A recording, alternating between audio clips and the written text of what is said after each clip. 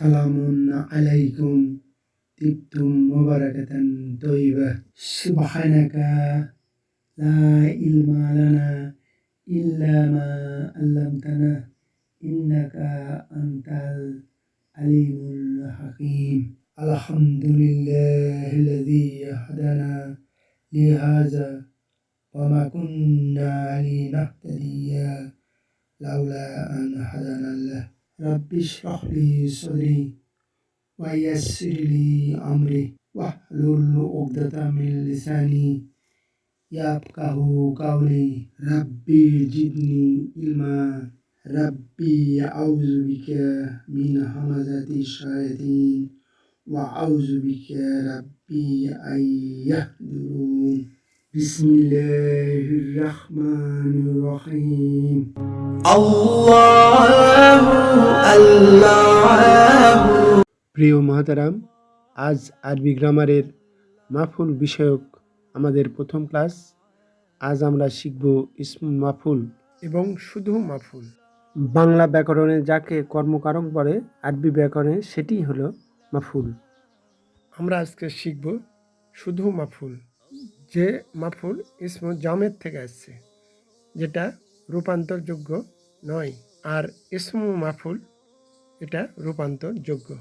এই small conjugation বা ছোট কনজুগেশন, ছোট রূপান্তর, অর্থাৎ এই চার থেকে উৎপত্তি হবে। যেমন একটি উদাহরণ দেখুন, নাসারা, সে সাহায্য করেছে, এটার মধ্যে হবে ইয়ানসুরু, এটার আম হবে উনসুর, এটার নাহি হবে লা তানসুর, এটার প্রশ্নবাচক হবে আ নাসারা, এটার মাজহুল হবে নুসিরা, এটার মাজহুল মোদারি হবে ইউনসারু, এটার নাফি হবে মা নাসারা, এটার অবজেক্ট, এটাই কর্মকারক মানসুর। এইভাবেই কনজুগেশনেই অর্থাৎ স্মল কনজুগেশনেই যে মাফুলটা পাওয়া যায় সেটাই হলো ইসমু মাফুল। এই ছোট কনজুগেশন থেকেই শুধু মাফুল না, এটা ইসমু ফাইল পাওয়া যাবে, ইসমু জর্ব, ইসমু আলা, ইসমু তাবদিল, ইসমু মোবালাগা ইত্যাদি পাওয়া যাবে। এটাকে বলা হয় তাসরিফুন সগীর বা ছোট কনজুগেশন, স্মল কনজুগেশন। আমরা এটাকে বলি 15 in 1, অর্থাৎ একের মধ্যে 15।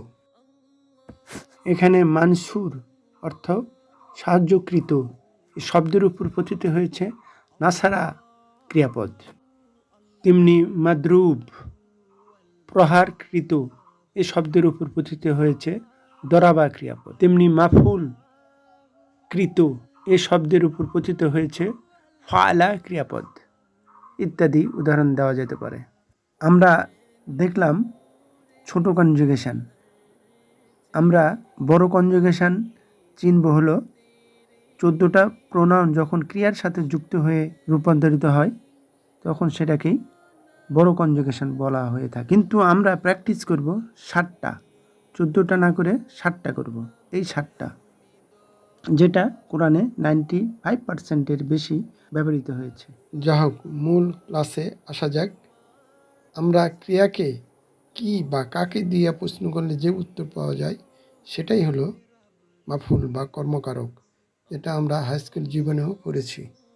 আমরা জানি জুমলাতুল ফেলিয়াতে বা ক্রিয়াপ্রধান বাক্যে ভার্বাল সেন্টেন্সে ফেল এবং ফাইল অবশ্যই থাকতে হবে। এই দুটি হলো প্রধান উপকরণ। এই ফাইল এবং ফেল বাদে যে ইনফরমেশন সেটাই হলো মাফুল। ফাইল এবং ফেলের পরে যে কথাগুলো থাকে, যে তথ্যগুলো থাকে, ইনফরমেশন থাকে, সেটাই হলো মাফুল। যেমন ধরুন, কতালা জাইদুন খালিদান, জাইদ খালিদকে হত্যা করেছে। এই হত্যাটা কখন হয়েছে, কোথায় হয়েছে? জঙ্গলে হয়েছে। কখন হলো? রাতের বেলা হয়েছে। কি দিয়ে করলো হত্যাটা? কি দিয়ে করলো? চাকু না পিস্তল? এই যে এক্সট্রা ইনফরমেশান, হত্যা করা এবং হত্যাকারী বাদে যে ইনফরমেশান। ক্রিয়াকে প্রশ্ন করি, কাকে হত্যা করলো? খালিদকে। তাহলে এই খালিদই হলো কর্মকারক, অর্থাৎ হত্যাটা খালিদের উপরেই পতিত হয়েছে। আমরা জানি ক্রিয়া যার উপর পতিত হয় সেটাই হলো কর্মকারক। এটা হলো সাধারণ মাফুল, ইসমুল মাফুল নয়, এটা একটা নাম, এটাই হলো মাফুল। আমরা এখন দেখব এই মাফুল কত প্রকার। আরবিতে মাফুল মোট 7 প্রকার। 1 নম্বর মাফুল বিহি বা ক্রিয়ার কর্ম, মাফুল ফিহি, মাফুল লাহু, মাফুল মুতলাক, মাফুল মাহু, মাফুল হাল, মাফুল মুতাআল্লাক বিল ফেল। আমরা প্রতিটি মাফুলই ভিন্ন ভিন্নভাবে আলোচনা করব, তবে আজকে শুধু মাফুল বিহি নিয়ে আলোচনা হবে। মাফুল বিহি এটাই হলো মূল কর্ম, অর্থাৎ আগেই বলেছি যে ফাইল সহ ফেলকে কি বা কাকে দিয়ে প্রশ্ন করলে যে উত্তর পাওয়া যাবে সেটাই হলো মাফুল বিহি। একটি উদাহরণ দেওয়া যাক, খালাকাস সামাওয়াতি ওয়াল আরদ। এটাকে লেবেলিং করা যাক। খালাকা হলো ফেল বা ক্রিয়া, আর এটার ফাইল হলো হুয়া। এটাকে বলে ইনসাইড ফাইল, ফেলের ভিতরেই লুকিয়ে আছে, বা বলা যায় ফাইল ইন দ্য পকেট। হুয়া মুস্তাতির। যদি ইনসাইড ফাইল হুয়া বা হিয়া হয় তাহলে আউটসাইড ফাইল খুঁজতে হয়। এটা বেসিক একটা নিয়ম। যেহেতু ফেলের আগে পরে কোনো পেশযুক্ত বা রফাযুক্ত কোনো শব্দ নাই, তাই এটার আউটসাইড ফাইল নাই। এটার ইনসাইড ফাইল হুয়া বা তিনি, যা আল্লাহকে নির্দেশ করা হয়েছে। তারপরের শব্দটি দেখি, সামাওয়াতি। এটা অর্থ আকাশসমূহ। এটা সামাউন এর বহুবচন এবং ফেমিনিন, স্ত্রীবাচক, মহিলাবাচক।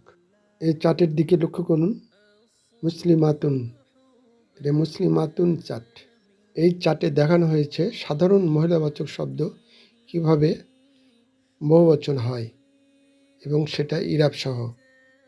প্রথমে দেখুন সাবজেক্টিভ কেস মুসলিমাতুন, এর অবজেক্টিভ কেস হবে মুসলিমাতান, আর এটা জেনেটিভ কেস হবে, অর্থাৎ ষষ্ঠী বিভক্তি হবে মুসলিমাতিন।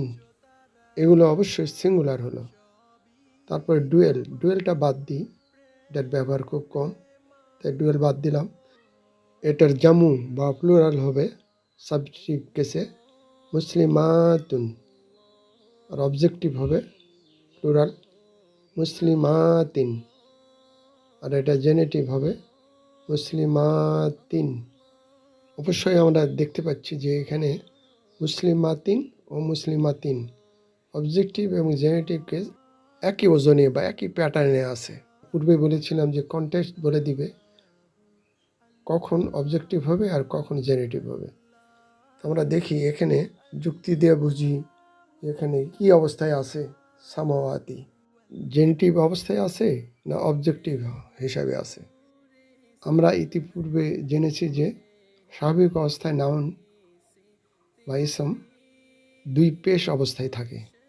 যখন সেটা পরিবর্তিত হয়ে 1 পেশ হয় বা 1 জের হয় বা 1 জবর হয় বা 2 জবর হয় বা 2 জের হয়, তখন এটার পিছনে কর্তা কাজ করে, আমিল কাজ করে, যথোপযুক্ত ডুয়ার থাকে। এমনি এমনি ইরাব চেঞ্জ হয় না। পিছনে একটি কর্তার জন্য পেশ, জবর, জের ইত্যাদি হারাকাত পরিবর্তিত হয়ে থাকে। ইতিপূর্বে আমরা আরও জেনেছি যে কোনো শব্দের শেষে জের কখন হয়। 2টি কারণ আছে। একটি হলো ওই শব্দের শেষে যদি হরফ জার থাকে, বিতাকালি ওয়া মিনফি আন আলাইলা হাত্তা, এই 11টি হরফ জারের পরে যদি কোনো ইসম আসে তাহলে সেই ইসমের শেষে জের হবে, মাজরুর হবে। আর একটি কারণ হলো শব্দটি যদি মুদাফ ইলাহি হয় তাহলে সেটা জের হতে পারে। এই 2টা ব্যতীত কোনো কারণেই কোনো ইসম জের গ্রহণ করবে না। তাহলে আমরা পরিষ্কার দেখতে পাচ্ছি যে এই সামাওয়াতি বহুবচন, মহিলাবাচক, এই শব্দের আগে কোনো হরফ জার নাই এবং কোনো ইসমও নাই মুদাফ হিসেবে। সেই জন্যই সহজেই বলা যায় যে এই সামাওয়াতি মানসুব অবস্থায় আছে, অর্থাৎ কর্মকারক হিসেবে আছে, অবজেক্টিভ কেস হিসেবে অবস্থান করছে। আপাতত দেখতে মনে হচ্ছে এটা জের অবস্থায় আছে, কারণ তার নিচে তো জের আছে, কিন্তু বাস্তবে এটা জবর অবস্থায় আছে, মানসুব অবস্থায় আছে, অবজেক্টিভ কেস হিসাবে আছে। যা আমরা কিছুক্ষণ আগে যুক্তি দিয়ে বুঝে নিলাম। ক্রিয়াকে কি বা কাকে দিয়ে প্রশ্ন করলে যে উত্তর পাওয়া যায় সেটাই হলো কর্মকারক, অবজেক্ট, মাফুল বিহি। কি সৃষ্টি করেছেন? আকাশসমূহকে এবং পৃথিবীকে। এখান থেকেও আমরা এই অবজেক্ট খুঁজে পাই। তো আমরা লেবেলিং করি, সামাওয়াতি হলো মাফুল বিহি এবং আরেকটি মাফুল হলো আর্দা। এটা তো স্পষ্ট দেখাই যাচ্ছে মানসুব অবস্থায় আছে, জবর অবস্থায় আছে, নসব গ্রহণ করেছে। দুটা ইসম অবজেক্ট হওয়ার কারণেই তাদের অর্থে কে বিভক্তি আসছে, অর্থাৎ আকাশসমূহ কে এবং পৃথিবী কে কে আসছে। জেন্টিভ হলে হতো আকাশসমূহের, পৃথিবীর র হতো। এখন আমরা দেখব দমির বা প্রোনাউন সর্বনাম কিভাবে মানসুব হয়, কর্মকারক হয়। আল কোরআনুল কারিমের একটি আয়াতাংশ নিয়েছি। ফা আখাযাহুম আযাবু, আযাব তাদেরকে গ্রাস করলো। এটা হলো সরল অনুবাদ। আমরা এখন লেবেলিং করি। ফা হলো রিজামশন পার্টিকেল, পুনরায় শুরু হওয়ার অব্যয়। ফা এক সাইড করে রেখে দেওয়া যেতে পারে।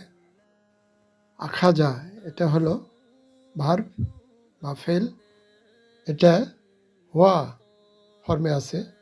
তাহলে আমাদের খুঁজতে হবে কি নিয়ম অনুসারে আউটসাইড ফাইল আছে কি না। এই দেখুন বামে আউটসাইড ফাইল আজাবু আছে।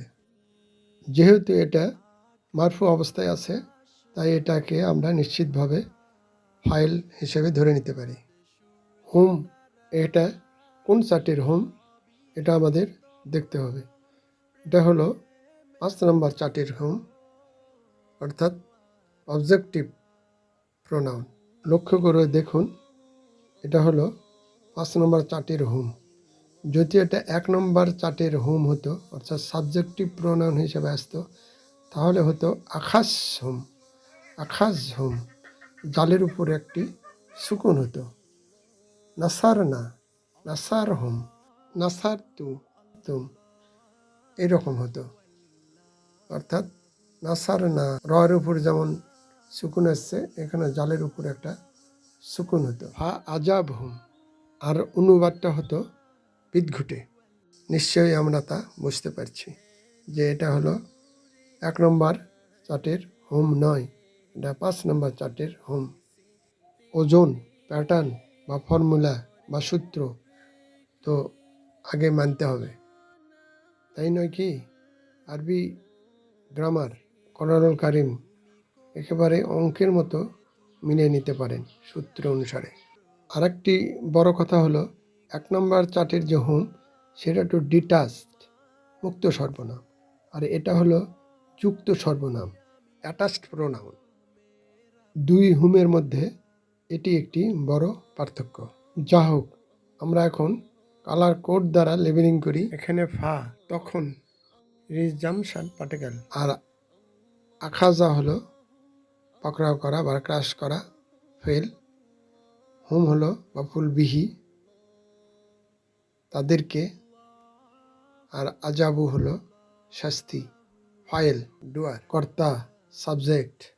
প্রিয় মোহতারাম, আজ এই পর্যন্তই।